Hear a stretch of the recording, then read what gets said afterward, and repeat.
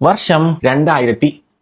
Ted Mosby, an architect from Manhattan, New York, തന്റെ teenage കിഡ്സിനോട് അവരുടെ അമ്മയെ കണ്ടുമുട്ടിയത് എങ്ങനെയെന്ന് പറഞ്ഞു കൊടുക്കുന്ന സീരീസാണ് 2005 മുതൽ 2014 വരെ 9 സീസണുകളിലായി 209 എപ്പിസോഡുകളുടെ കൂടെ പുറത്തിറങ്ങിയ sitcom series how I Met Your mother. ന്യൂയോർക്കിലെ മാൻഹാറ്റനിൽ താമസിക്കുന്ന ഒരു കൂട്ടം ഫ്രണ്ട്സ് ഫോളോയിങ് ഡിഫറെന്റ് പ്രൊഫഷൻസ്. അവരുടെ ലൈഫിൽ ഉണ്ടാകുന്ന American dating, hookup culture, finding love among the contemporary world ആണ് കഥയുടെ ത്രെഡ്. മാർഷലും ലിലിയും മാരീഡ് ആണ്. ബാർണി ഒരു typical play boy. Robin Scherbatsky കാനഡയിൽ ജനിച്ച് അമേരിക്കയിൽ പ്രൊഫഷൻസ് ഫോളോ ചെയ്യുന്ന ഒരു പെൺകുട്ടി. പിന്നെ Ted Mosby, the narrator and architect, he is looking for love in his 20s. ഇവർ ഹാങ് ഔട്ട് ചെയ്യുന്ന ഇമേഴ്സീവ് ബാറും സീരീസിലെ ഒരു പ്രധാന കഥാപാത്രമാണെന്ന് പറയാം. ആകെ മൊത്തം dating, hookup, hopeless romance, desperate times ഒക്കെ ആയി ഒരു typical American comedy drama series. ഓരോരുത്തരുടെ ജീവിതത്തിലേക്ക് ഓരോ ഘട്ടത്തിൽ ഓരോരുത്തർ കടന്നു വരുന്നതും അത് അവരുടെ ജീവിതത്തിൽ ഉണ്ടാകുന്ന മാറ്റങ്ങളൊക്കെ ആയിട്ടാണ് സീരീസിന്റെ സ്റ്റോറി ലൈൻ പോകുന്നത്.